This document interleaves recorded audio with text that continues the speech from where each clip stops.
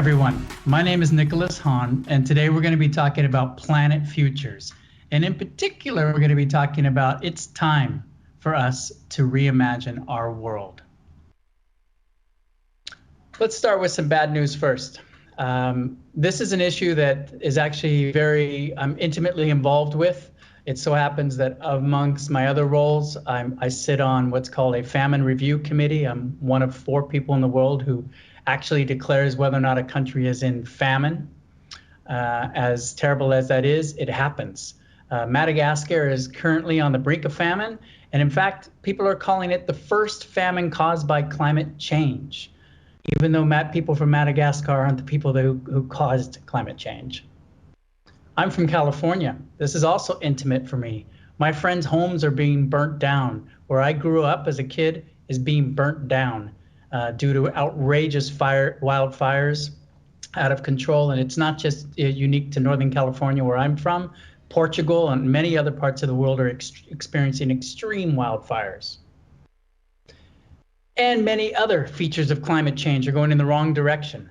This is the IPCC latest report where they came out and they said it's unequivocal that climate change is largely due to human factors. And in fact, the headlines coming out of this is humanity is on code red.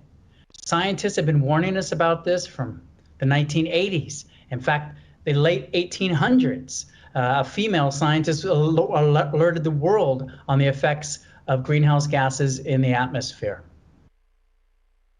And it's not just climate change, but also our world is on the brink of species loss on a mass extinction level.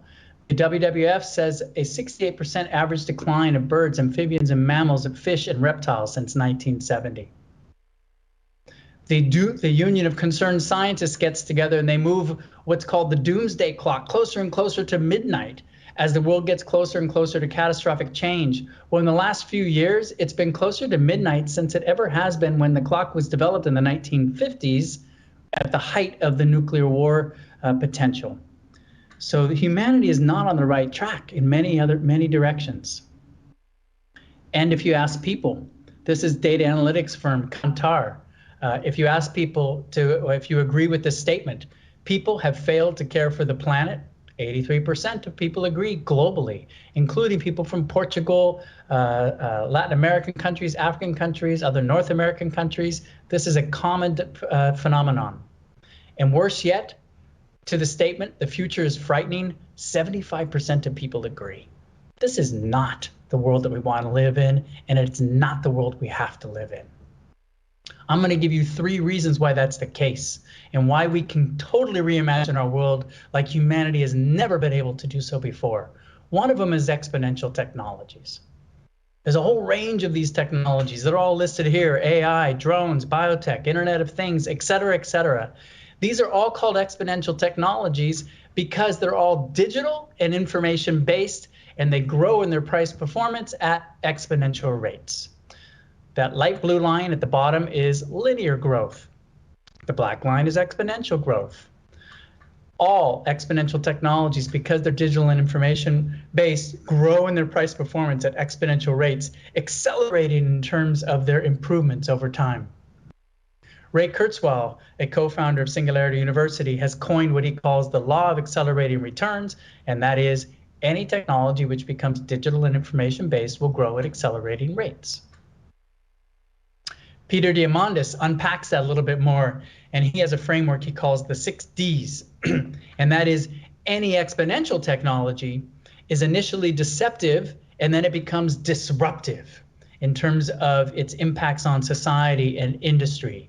And it does that by going through these stages of being digitized, being dematerialized, stuff becomes zeros and ones, demonetized, zeros and ones can scale, and due to economies of scale, things get cheaper and cheaper and cheaper, and democratized. Because technology gets cheaper and cheaper, people all over our entire planet have access to powerful technologies and can join in the global effort of innovation and creativity and solving big challenges. And in fact, whole industries are being disrupted, as you are all aware, but I'm not sure we're all aware of how dramatically this is happening. This is a graph of solar's price performance as compared to non-renewable, a whole suite of non-renewable energy sources. And you can see over time, those non-renewable energy resources increase in their price. Solar has dramatically decreased, and it will continue to dramatically decrease because it's riding that exponential trend.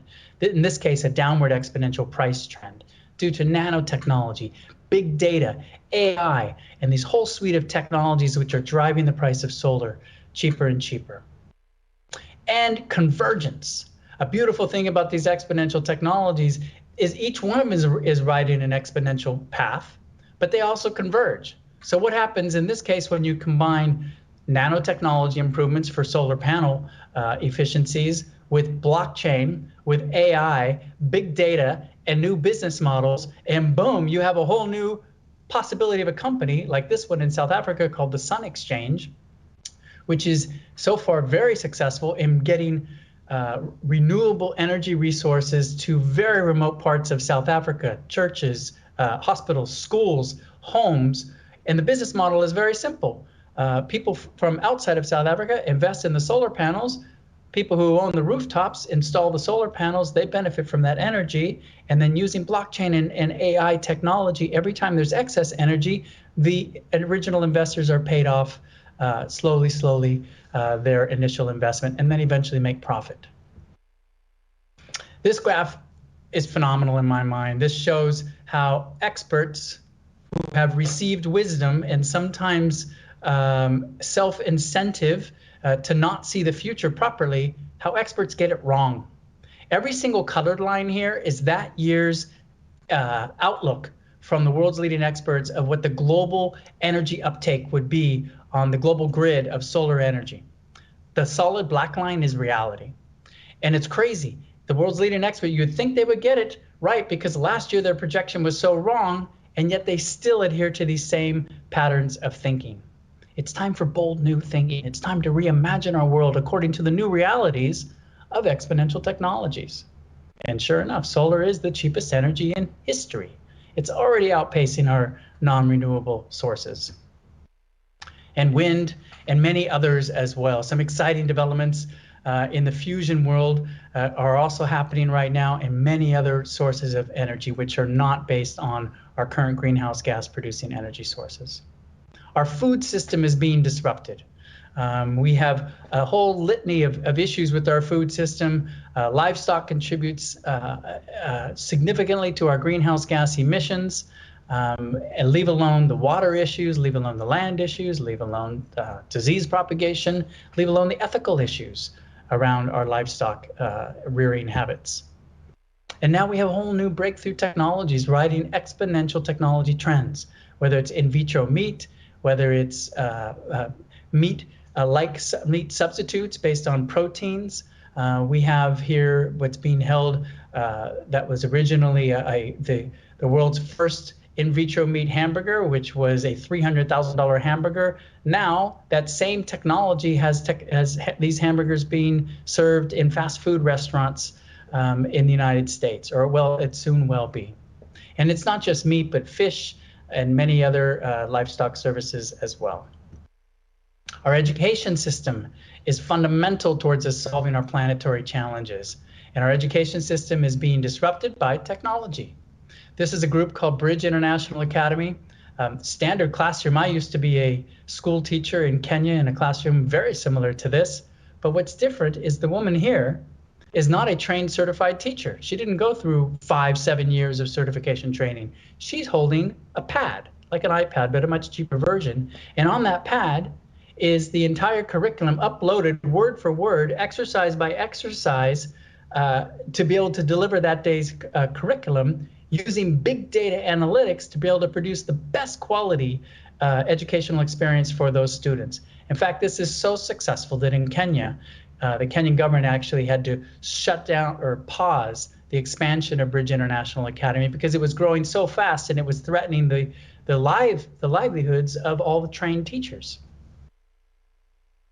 This is all of these other technologies are leading us into an era of abundance, where our basic human needs, whether it's food, energy, water, governance, etc., learning, healthcare, we're on the brink of abundance. It's very difficult to see that with all of our challenges happening right now, but that is the reality of the direction we're moving in. In fact, everything's becoming abundant. Even diamonds are being grown in a lab. Our economies are having to be manufactured to have scarcity. In this case, Ethereum, which is a blockchain-based technology, has a scarcity actually built into the algorithm in order to ensure that the blockchain actually increases its value over time. The second reason is we are developing future fit business models.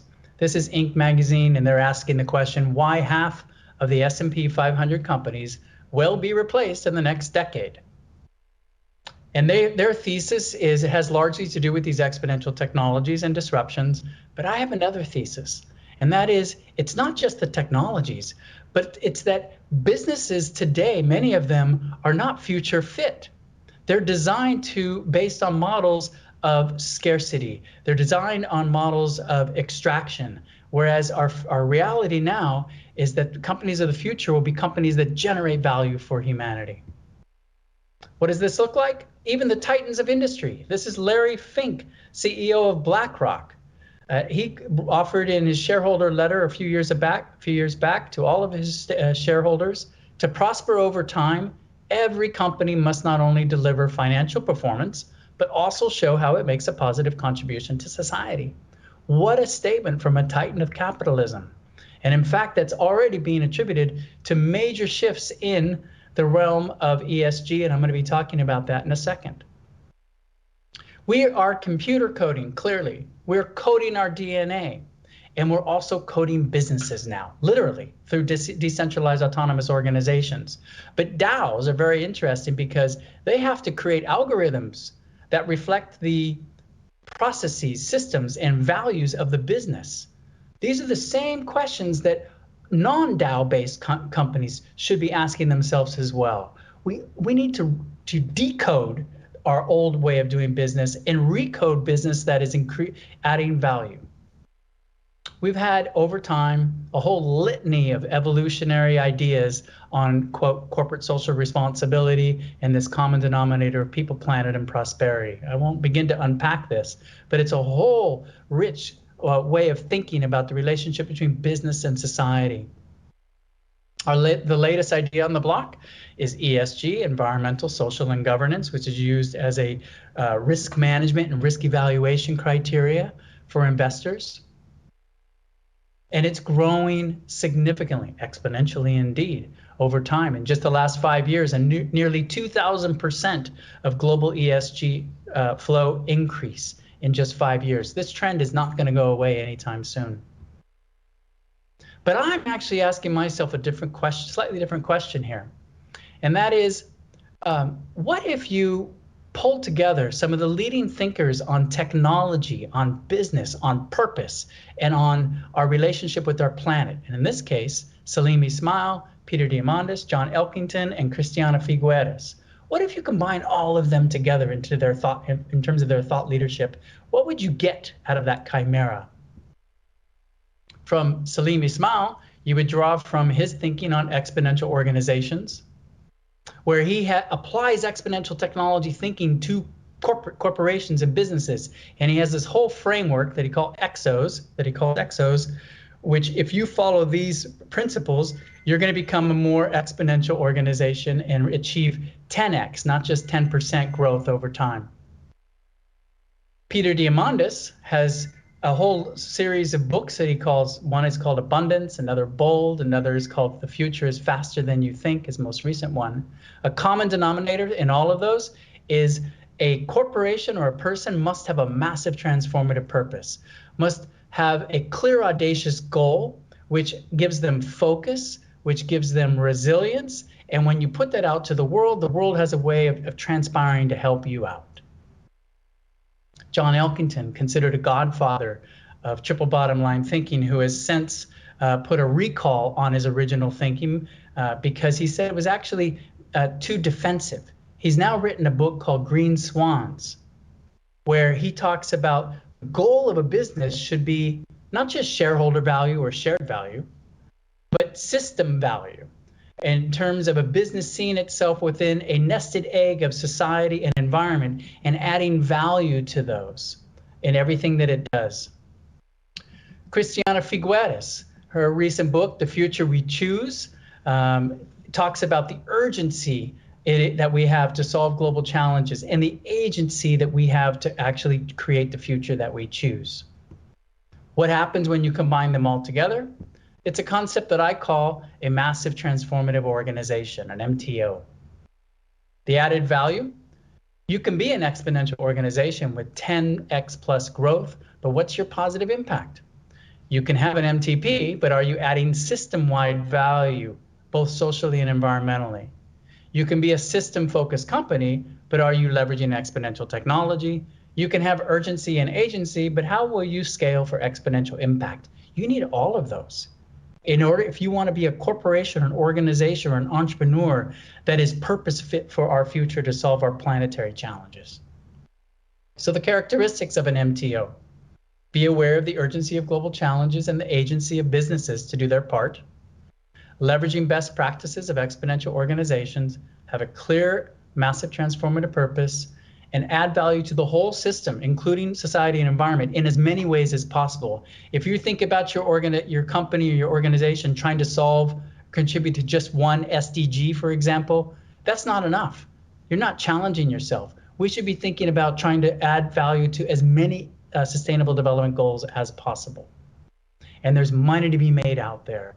This is the Council on Foreign Relations that estimates that by the year 2030, $100 trillion will be invested to be able to reach the SDGs. And the third reason is global consciousness. We're connected. Not only are these, because of what Peter Diamandis calls the ultimate democratization of technology is happening because of exponential tech, but we are connected. We're becoming a global consciousness. We hear, see, feel each other's pain. We hear, see, feel each other's ideas. And this is manifest every day in surprising ways.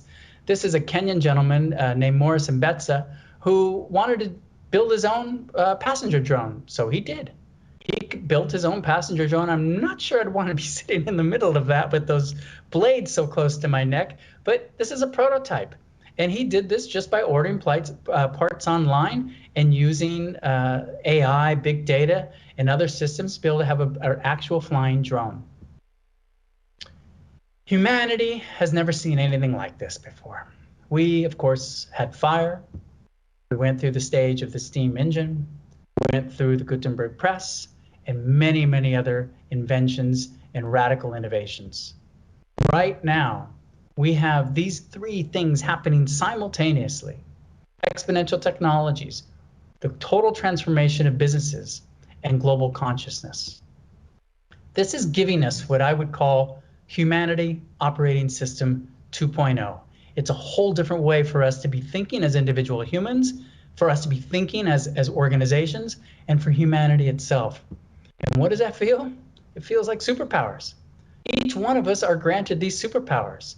And it's something that you don't even have to work or download onto your system. It is there and available to you. The only question will be, how will you use it?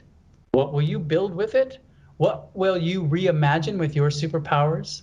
What positive impact can you create to do your part in making the world a better place? Obrigada. Thank you.